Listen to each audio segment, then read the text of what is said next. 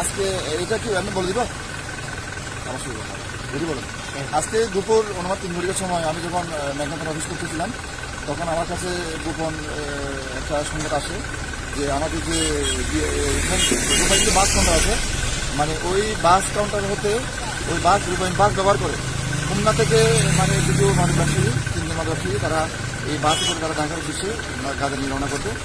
উক্ত সংবাদের ভিত্তিতে আমি আমার অফিসার আজকে যে মোবাইল পার্টি তাই সরকারকে আমি বললাম যে তোমরা এখানে 100 মিটার এলাকায় তুমি চেকপোস্ট করো এবং আমি আসি, এবং তারা চেকপোস্ট পরিচালনা করে পরবর্তী আমিও আসি এবং আমার নেতৃত্বে আমরা এই যে বাসটা আপনারা দেখলেন ওই বাসে আমরা তল্লাশি চালনা করে 3টা ব্যাগ দেখতে পাই। পরবর্তীতে যে ব্যক্তিকে 3 জন এখন তল্লাশি চেষ্টা করে এবং ওদেরকে আমরা আটক করি। প্রথমে তারা অস্বীকার করেছে, পরে তাদের নাম ঠিকানা যাচাই করে এবং তাদের মোবাইল চেক করে তারা যখন তারা দেখতেছে যে তারা এটা আর অস্বীকার করতে দেবেন, পরে তারা নিজে করে তারা খুলনা মানে ওখান থেকে ওই এলাকা হয়ে আমাদের মেঘনা রোড ব্যবহার করে রূপায়ণ বাসে করেছি তারা এই মাদকগুলো টাকা নিয়ে যাচ্ছিল।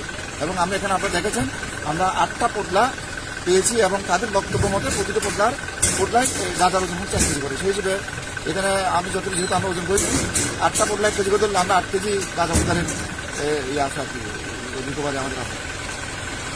এই ব্যাপারে মামলা তো নিশ্চয়ই হবে। হ্যাঁ অবশ্যই আমরা মাদক আইনে আমরা কিন্তু তারা মামলা করব। ঠিক আছে।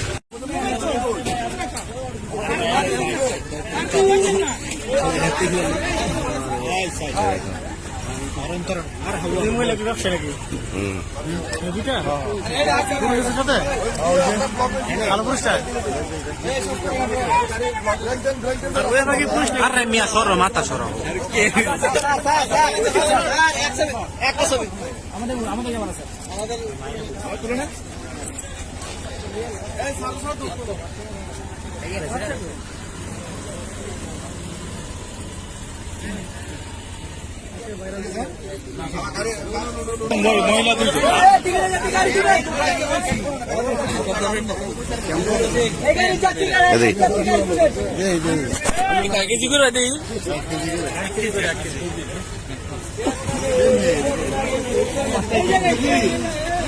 সুপ্রিয় দেশবাসী, রূপান্তর সার্ভিস মেঘনা উপজেলার এই গাড়ি থেকে প্রায় 7 থেকে 8 কেজি গাঁজা উদ্ধার করেছে মেঘনা থানা পুলিশ।